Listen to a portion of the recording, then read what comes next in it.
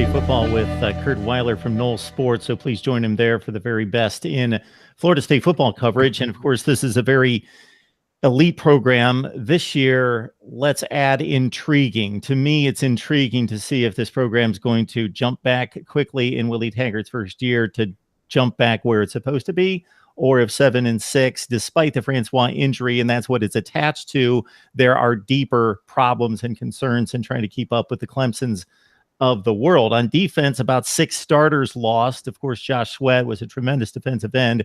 Derwin James, Tavares McFadden, 2 of the very best in the business in the defensive backfield. So are those real concerns? Because you can replace the stars in the recruiting rankings, but to replace that kind of production is difficult to do. Depends on the position group. I think in the secondary, you feel really good about the young talent that you have behind them. I mean, a guy like Stanford Samuels III, a guy they just brought in, signed from California after he got an offer about a week before the early signing day, Jaden Woodby, a couple other, Hamson Nasruddin, Cyrus Fagan. There are a lot of young pieces where at corner and safety, you feel okay despite what you lost there.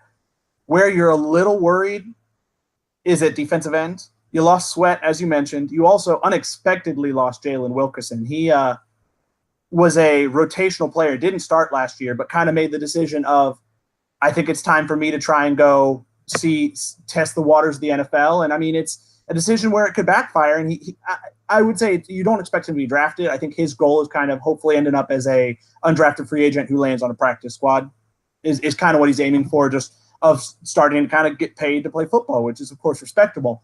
Problem is that leaves Florida State hurting with returning talent at defensive end, especially with how much they're going to want to be rotating through with how fast the offense moves. And so, I mean, how many plays the defense is going to face. So I think that's the biggest concern. Otherwise, I think I feel okay about the defense. I mean, if I had to bet one way or the other, I would put it more towards the season coming up, more towards back what it was, as opposed to kind of 7-6 being the new norm.